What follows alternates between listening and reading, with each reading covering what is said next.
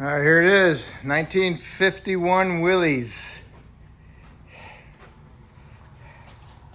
What do you think, huh?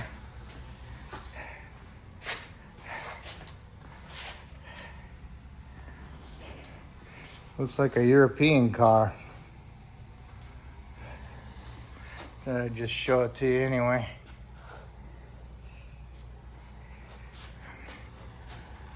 Going to do a ring gear, you know, like a flywheel, but the ring gear. And here's the engine compartment.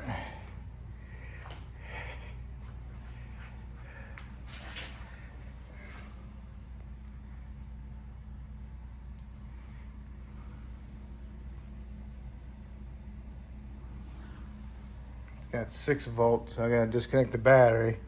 I'm gonna have to pull the trans and pull the clutch and then remove the flywheel. Just show you what's on the hood.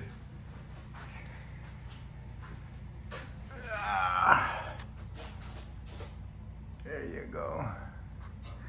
All right, there's the grill. Okay, disconnected negative battery.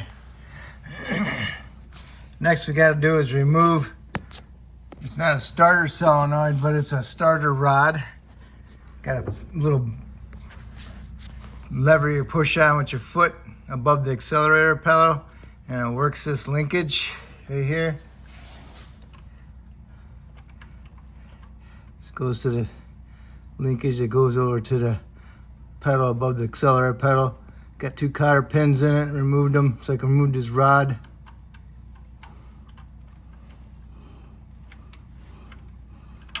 All right, okay. And this rod here goes on to here, pushes on and engages the starter. All right. So it's got a bolt over here on top for the starter and a bolt down here for the starter. So I got to remove those out of the bell housing and pull the starter down because those go into the bell housing, which I got to take down anyway. So I'm taking the starter off first. This is what that rod looks like. All right, here's the starter. Yeah, it pushes on that. That works a switch to turn the power to energize this. And then as you push that down, it engages it into the flywheel. So you gotta do it one fast motion to get it into the teeth, okay? All right, I had 2 wires going to the starter, main one, and then this coppery looking one. And that was it. Nothing else went to it. This was just an extra harness that was laying underneath on top of it. Who knows? Not up to date on it.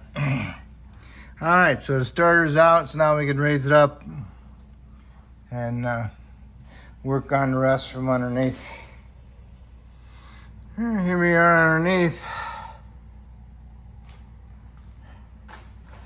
Kind of like that old Corvette, or maybe the Corvettes after this, you know? Exactly. So I'm gonna remove the drive shaft.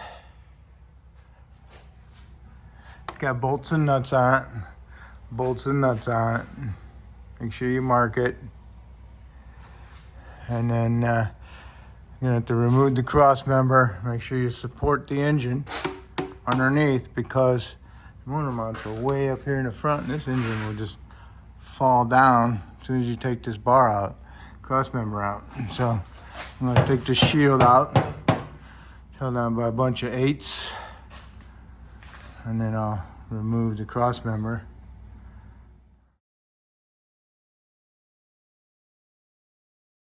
Drive shaft is removed. Got the front to the front, plus there's an F on the front on the shaft marked. Next I'm gonna do is remove my cross member, bolt it up to the main frame and bolt it to the bottom of the trans mount. Got the engine supported with jack stand with a piece of wood, cover the oil pan. Unbolted the cross member. Make sure you keep it right and left. And make sure you undo the parking brake cable from it. All right, leave that hang there. Now what we do is undo the trans mount, but the trans mount got the overdrive cable going to it, so I'll need 2 1/2-inch wrenches and loosen this one up. So I can take that off of there, and this will slide off the cable, and then I can unbolt the trans mount and get that off to the side. I took the drain plug out. I'm going to drain the fluid because I got to remove the overdrive motor right there. And make sure when you disconnect these wires, you mark which one is which. Okay. Okay.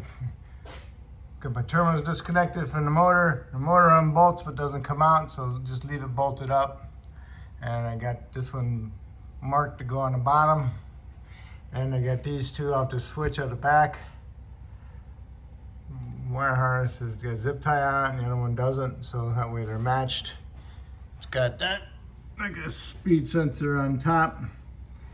And this one, I think I'm just gonna unbolt everything and then turn the trans sideways, leave them hanging off the bottom, off the side. This one pointing to the bottom and that one pointing that way. So we're just gonna leave this thing alone on top for now and leave that one bolted. So now I'm gonna do my shifter linkage and my clutch pedal. Got the shifter linkage done, up out of the way, and I'm gonna wait on the clutch, but I did remove the support bolt on the clutch. On the cross shaft, it goes right here, and it goes into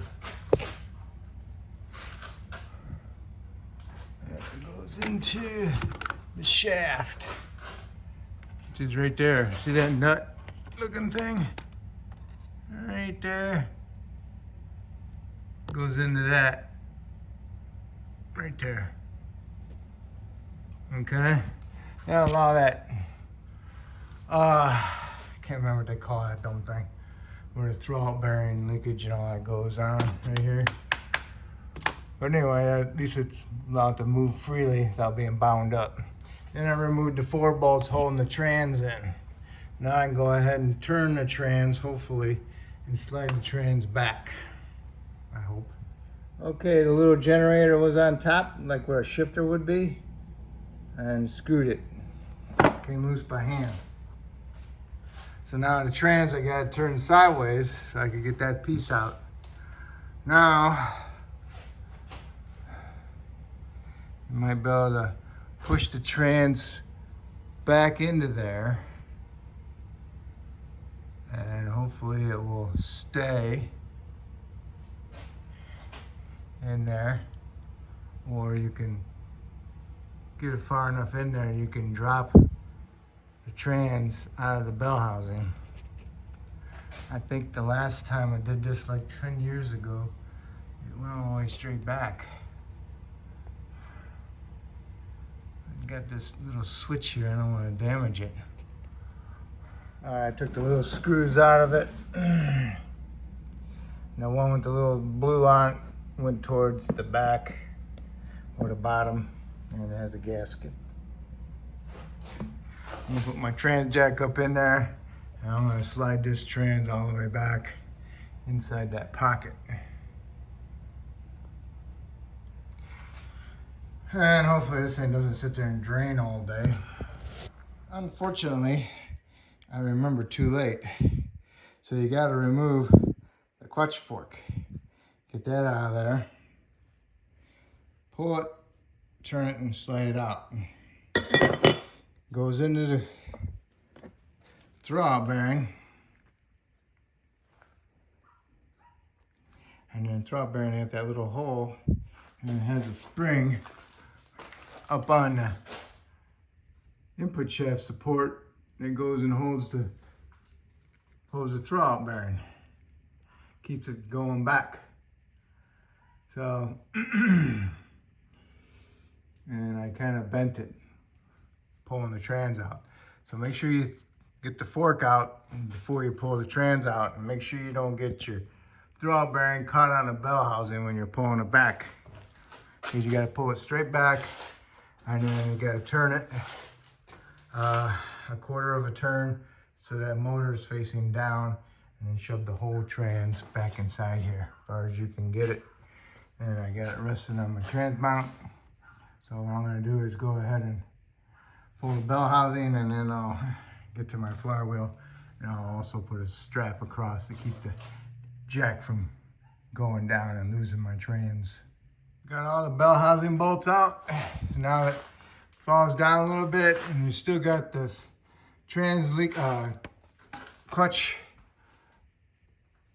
shaft. Pull it out of there. There's that ball that goes in there, and then you got another rod. Disconnect that rod from the pivot, and you still got the input shaft inside it. So we got to wheel it around and see if we can get that bell housing out of there. Okay, I put a strap across just to be on the safe side, and I lowered the trans down the front. And yeah, it wanted to fall out, but thank goodness the strap was there, and it's still resting on my jack a little bit. And that's the way the bell housing came out. So now I can go ahead and remove my clutch. So I probably might be able to remove this jack. It'll be on that strap, and it ain't gonna come out of the back. And looks like it's pretty good in there. So we'll see. Okay, I got two straps on it. It seems pretty good. You would have to go, doosh, they come out of there. I don't think that's gonna happen. All right, so now I can go ahead and remove my pressure plate and clutch, and to get access to my flywheel. Those are held in with 6 9/16 bolts, and the disc looks like, or the pressure plate looks heavy. Here's the old ring gear, and on there like that. Turn the flywheel over, and I hit it away from the ridge because I had it upside down. Hit it all the way around and got it off. Now on the new one, I'm going to heat it up and place it on there. It should just drop right on there. But I need to just clean that up a little bit so there's no rust sticking under it, giving it a non-straight surface. Gotta heat up the ring gear.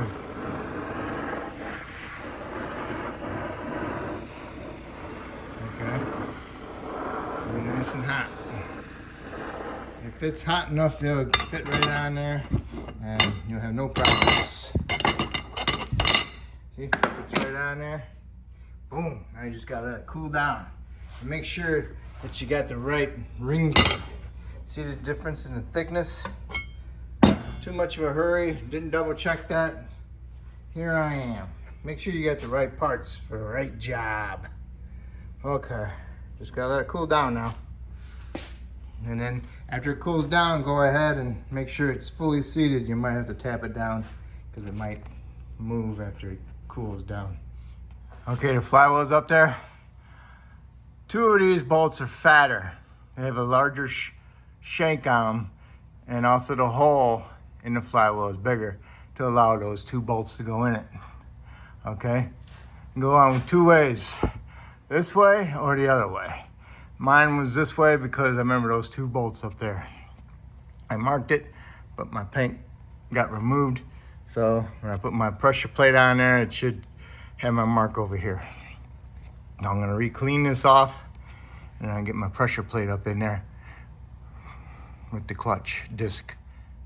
Okay, I torqued my flywheel bolts to 36 foot-pounds, or nuts I should say. And also I made a clutch tool from an old one. I did was I got it close enough on the pilot bearing, and then it didn't fit inside the disc. So I heated up the outside of it, and then I pushed it in here, and it melted my splines to where I want them. So now I got me a lining tool. Okay, as I snug up the bolts, I centered my disc inside there, making sure that I can still get my tool in and out. And I snugged them all up, and then I torqued them to 30 foot-pounds. And next I gotta get my throwout bearing on here with my spring, and hopefully it's still good. All right, I got the bell housing inside the input shaft, and I jacked it up just a little bit. I got the trans a little bit straighter. Now I just need to get it more lined up.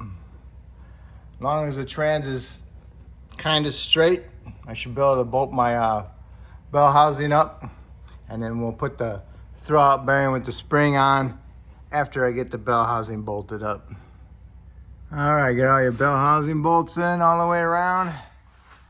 Still haven't got this in there yet because it'll go. I just gotta weasel it in there. I want to get that transmission pretty much done. So what I need to do is pull the trans this way, slide that throwout bearing in there, and hook up that spring. Okay. All right, I had to slide the trans all the way back to get this throwout bearing on the shaft. The shaft is super long. If you can get that throwout bearing on there when you're doing the after you get the bell housing up in there, that'd be a good idea. But don't put the spring on. So now I'm ready to put the spring on. And after I get done with the spring, I can go ahead and push it into the clutch assembly. Okay, there it is. All right. Now do this nice and slow and line that thing up in there and push it in. Okay, I got the trans lined up. You know, line it up best you can, and then push it forward best you can. And then I got some longer bolts. I put the longer bolts in there and got them started. And then once I knew they were started, that means I'm lined up pretty good. So then I just kept wiggling it back and forth, pushing it in, and it went in to the disc, and then went into the back of the crank into the pilot bearing. And now I snugged these up. I didn't use these to run them up. I pushed it in there to the little gap in there, and then I snugged them up. Do not use them to pull it in, okay? All right, so now I get all my trans bolts in. Now I can go ahead and get my fork in. Once you get your fork in, then you can do your linkage, then you can do your electrical, and then you can do your cross member. Having a hard time getting that fork onto that throwout bearing holder. Well, you gotta back the trans up a little bit to allow it to push that throwout bearing far enough forward. And you want it in there like that. See it? Behind the red piece. And it's in the ball. So we're good. Now I can go ahead and change my bolts and push the trans forward and continue. Trans bolts back in, lower the trans down a little bit so you can get your little generator on the top. That baby. Okay. Time for your backup switch and your speedometer drive. Hook up your motor wires and your wire from your little generator on top. Raise engine trans up. Go ahead, tighten that bolt over here for it's right here. the one for the clutch pedal pivot. Goes up in here. And that's all connected. So we can go ahead and hook up our clutch linkage. And then we can go ahead and hook up our shifter linkage. And then our trans mountain cross member and our overdrive cable. Make sure you get your shift linkage done. And then your clutch rod and linkage all in there. And do your cross member, trans mount, and your overdrive cable, your brake cable. Don't forget your drive shaft and that little metal shield to come over here. All right, after you got your cross member done and your drive shafts put in, make sure you hook up your parking brake cable on that cross member. And go ahead, lower it down, and then go ahead and put your starter in. Put your 2 electrical connectors on the back of the starter. And then that little lever for the engagement for the starter. Right. Where's that baby at? There it is. With the yellow on it right here. That one. Don't forget to put that in there. Charge your battery up and then go ahead and start it up. And that will complete the job. Man, that was a big one. All right, I spent a lot of time working on it, but not enough video. I'm sorry for that, but the best I could do. All right, well, hopefully this helps you out if you're ever gonna do one. Okay, good luck.